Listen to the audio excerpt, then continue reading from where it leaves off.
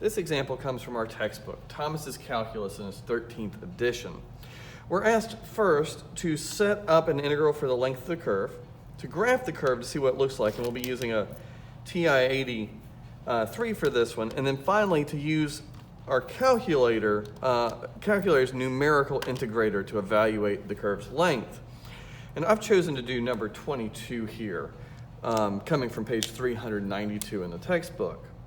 And so y equals the sine of x minus x times cosine of x on the interval from 0 to pi.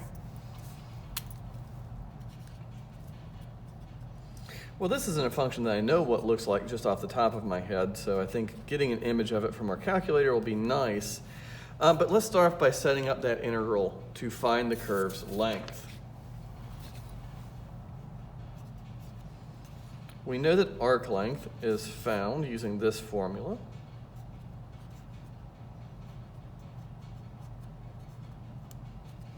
So I think it's a good idea to go on and find f prime. So let's do that. So the original function here given to us as y is sine x minus x cosine x. Let's take a derivative. Derivative of sine is cosine and a minus.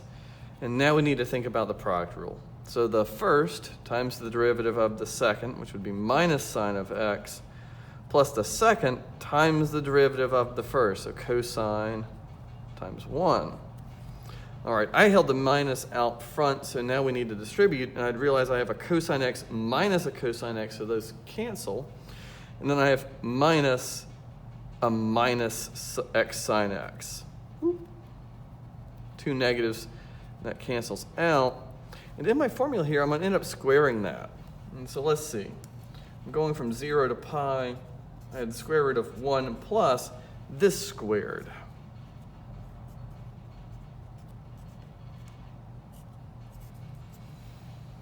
All right, so now I've set up my integral. I'm going to simplify it just once, and then we will use our calculator's numerical integrator to get a length.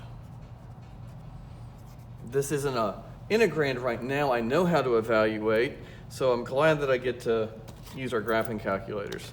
But in part B, we're first asked to sketch a graph. And so before we find our antiderivative, we're going to type the function itself into the y equals editor. I'm going to make sure I'm in the radian mode. And so let's see, sine of x minus x times cosine of x.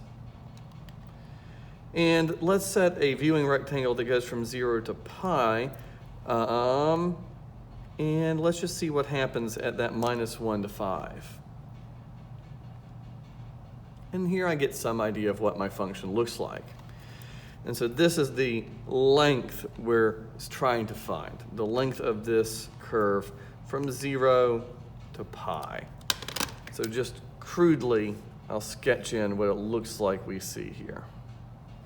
Not a good graph. I should probably label some things here.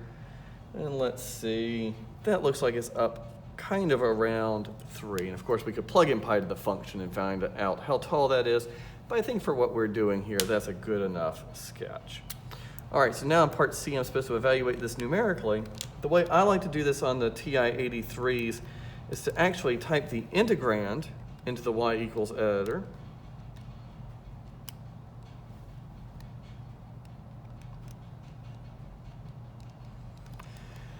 And now I'm going to hit second calculate and go down to the definite integral, even though it looks like an indefinite integral on the calculator.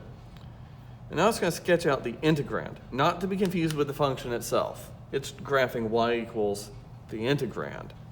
The lower limit, 0. The upper limit, pi.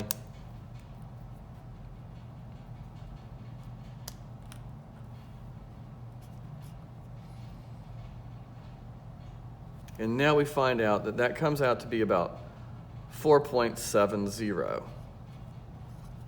There's that arc length we were looking for. We can see it down there to way more precision than we need. 4.70 rounded to 2 decimal places.